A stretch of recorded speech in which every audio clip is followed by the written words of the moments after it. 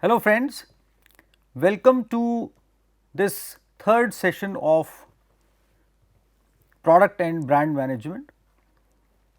And just to give you a glimpse of that, in last two sessions we tried to build up an, I would not say concept, but I would say build up a basic philosophical perspective around product and brand, to look at a product with a view of being something wherein we can interact with, or which can respond to us. We talked about personality and persona and those kinds of things. We referred to a very lively product which has created a very huge space for itself, like Barbie. Now going forward, let me take you to a journey wherein we would be learning few terms, or let us say terminology associated with product. I would not be specifically focusing upon brand and branding at this stage, which would follow subsequently after we have built up a story around understanding product and product management. And because we are talking of product and brand management, we must understand how do we denote the aspects associated with product management. Because at the end of the day, we wish to learn how to manage a product. So, we just do not want to limit our understanding on what a product is. So, let's go along, let's find out that what are the aspects which accompany the world of a product, any product for that matter. And at this particular stage, I wish for you to think of product around you with a backdrop of our discussion we have had in last two sessions. So, let us begin with the terminologies associated with product. And you see, when we are talking of terminologies, I would like you to think in terms of the definitional frame once again. We will spend few minutes here, because that will shape our understanding of a product. You see, definitions are ways through which we look at something, we frame something, we confine something within a frame of understanding, we define something. So, and while talking about the definitional perspective associated with a product, we will be talking about domain of a product actually. What is important for something for being a product. So, and this is a popular definition given by Professor Philip Kotler in his and Professor Kevin Lane Keller in their book called Marketing Management 15th edition, published by Pearson in 2016, and Indian edition was published by Pearson India Education Services Limited 2016. So, the definition is that product is anything that can be offered to a market signifying set of customers here, to satisfy a want. And probably you have gone through a course of marketing management, or if you have not, I would request you to go to some chapters of marketing management to understand about what a want or a need is.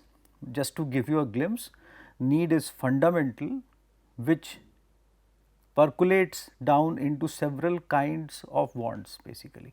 And very common examples are there, that hunger is need and can be satisfied through parathas and burgers and so on. So, that is where want traverses.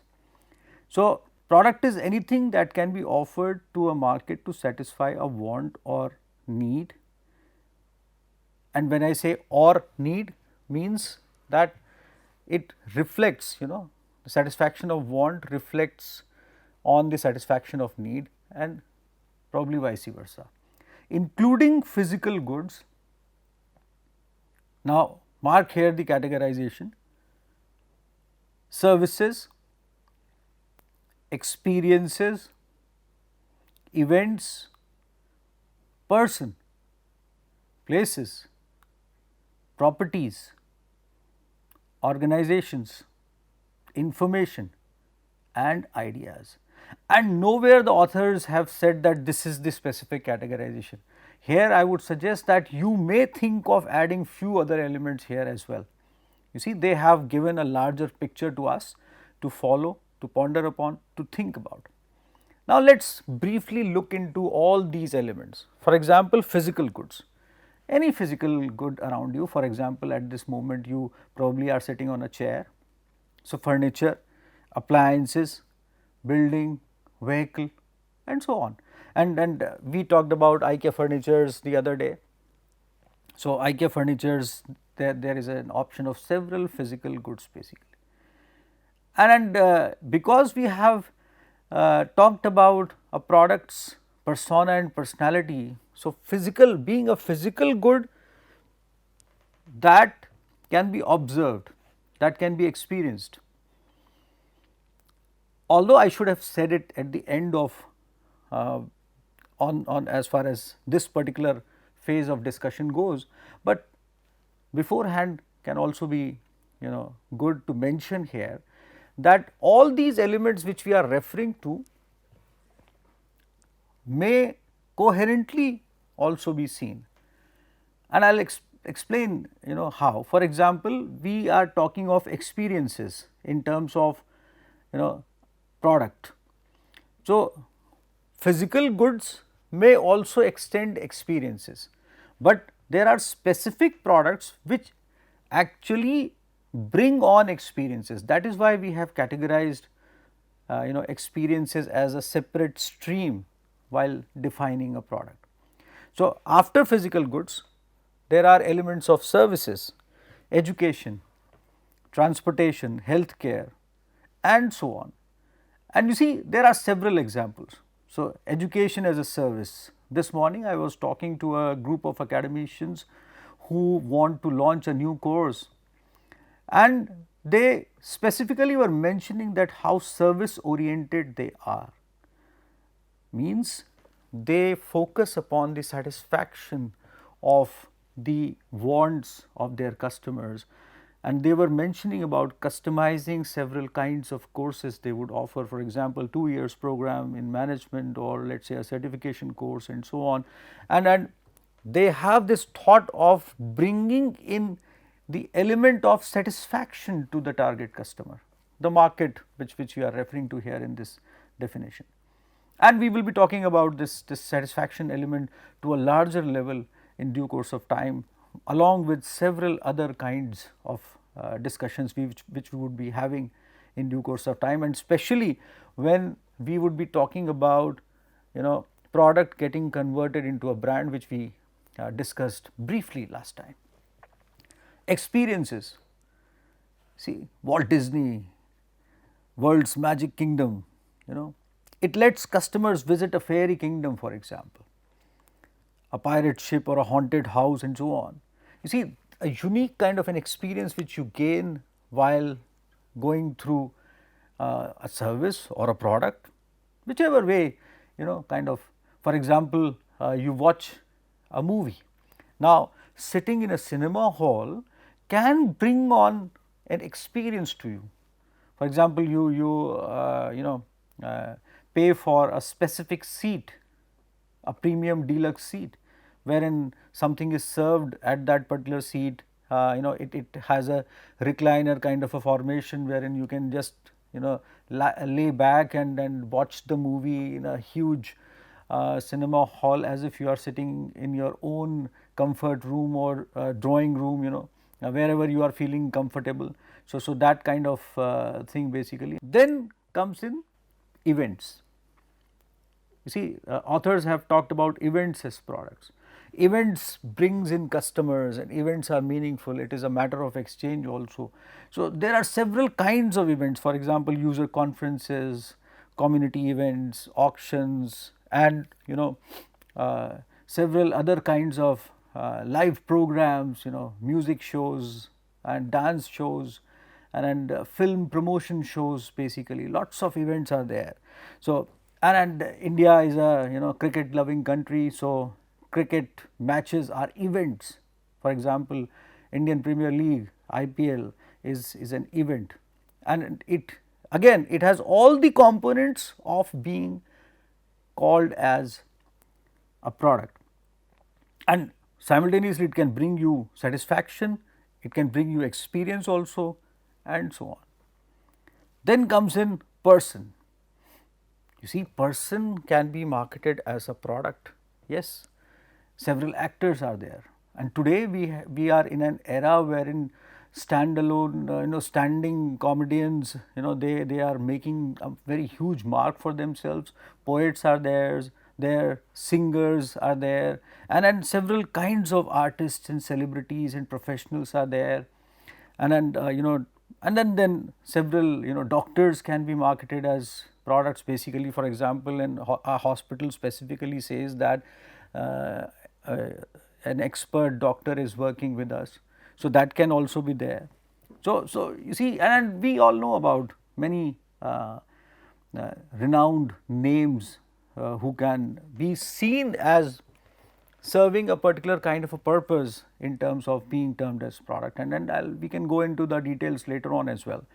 Places, for example, Haridwar is a famous city nearby where I am standing right now in Roorkee, and that city can be seen with the perspective of being a product. It's a holy city. People come there to take a dip in the holy river Ganges, and there are several congregations which are organized there in that city. Kumbh Mela, which is the largest congregation on this earth, is organized after a certain period of 12 years in that city. So you see, that is where we are talking about a city being a product. A state, you see, remember that Gujarat campaign wherein whole state is being marketed, Kerala. So state can also be a product.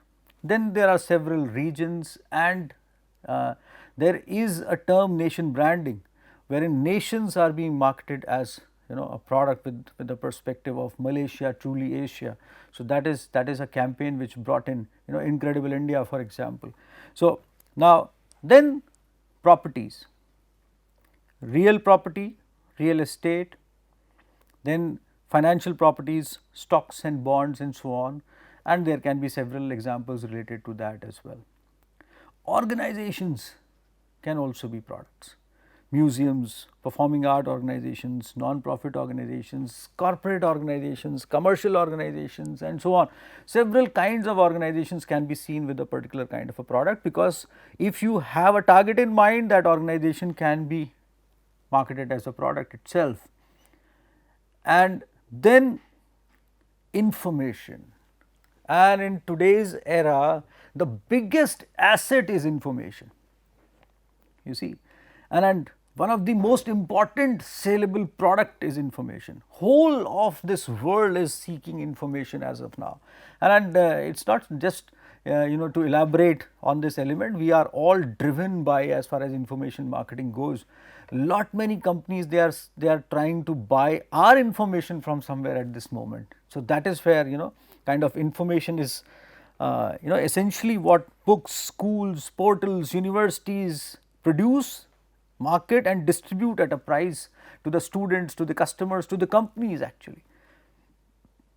Today, you see, when we say organizations, so an institute, an organization can be seen with the perspective of being a product. And then don't just get confused on this, try and see the overlap because categorization has to be done with reference to the market and satisfaction of needs and wants. And then on the other side, information produced by the similar kind of an organization, which itself is seen as a product, can also be seen as a product at this moment. So, that is the point here. And then information generated by the schools, that is marketed, and information bought by the schools to further distribute, that is also a product. So, that is how information, because we have to specifically imagine that what are the elements associated with marketing, market, customer and satisfaction of want and need, which can specify something as a product. So, that please keep that in mind. Then ideas, you see, some idea can be marketed. If you have that kind of a perspective around wherein you can project some idea, you can sell it to someone, and if you can sell that to someone and that someone can buy that idea to propel it further. So, that idea can also be idea of a story, for example. Now, that can be converted into a story, and that story can be marketed as a movie as later on, or produced like a movie as later on. So, that is how this categorization works. Keep pondering upon these important terms in relation to definition, which compositively brings it forward to you. Now, we will be seeing some other important terminology related to a product. You see, product system. Now, you see, you would be hearing these things probably later on as well many a times, or you would be hearing it from someone else, or on portals, or you would be using it someday. So, product system is a group of diverse but related items that function in a compatible manner. So, you say you say sometimes that you have purchased a complete system of people call it sometimes ecosphere, those kind of things are there.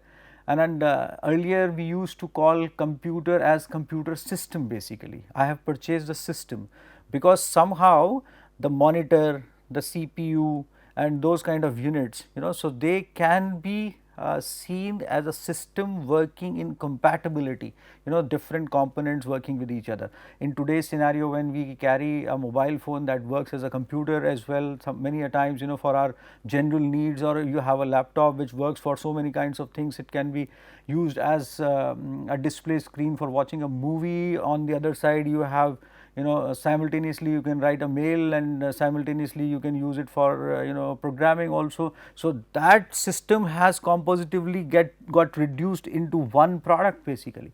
So, that is how systems and products are related to each other. So, for example, you have purchased a complete audio setup, or let us say a theater system basically. So, that can also be seen, and it is very interesting. You see, many a times you would feel that many products have been referred to with reference to a system, and later become a composite product by themselves, because you see, technology is enabling things to happen all around us. So, there are several kinds of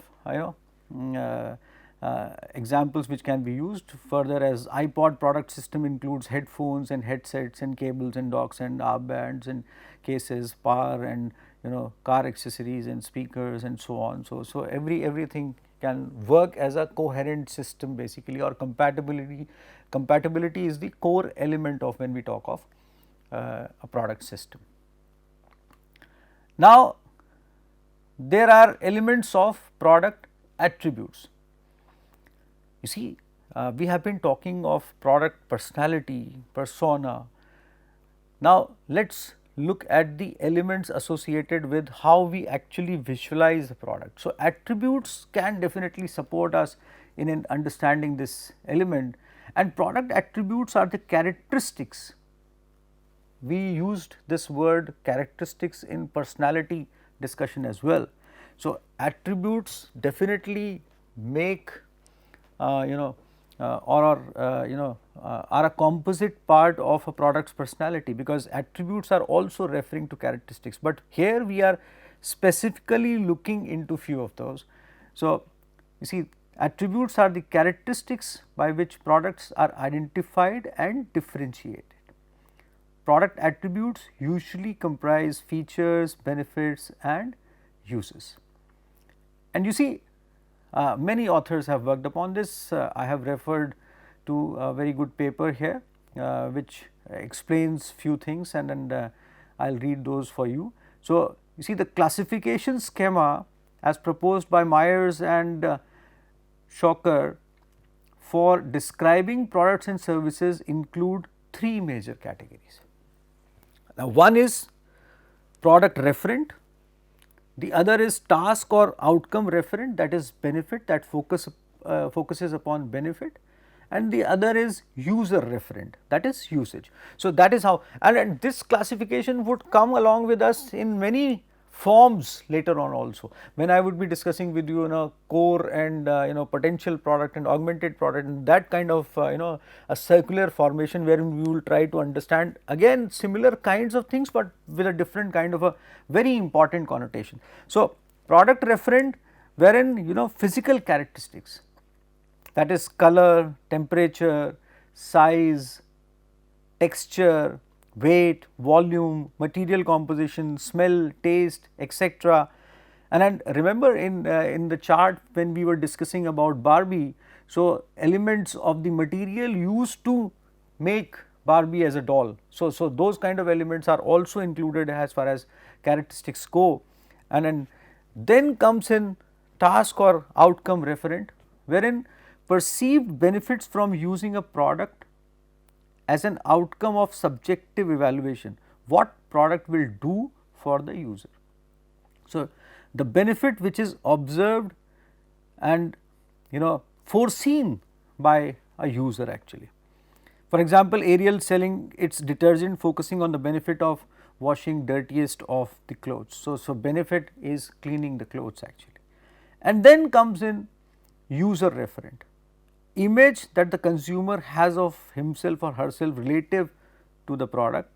Phrases such as the choice of professionals, gives a high-tech appearance or selected by only the most demanding purchasing agents and so on. So that kind of a reference point comes in, kind of. So, attributes, they encompass or are encompassed by all these elements actually, and it is wonderfully explained by this research paper, but it will give you a fair glimpse of how things work.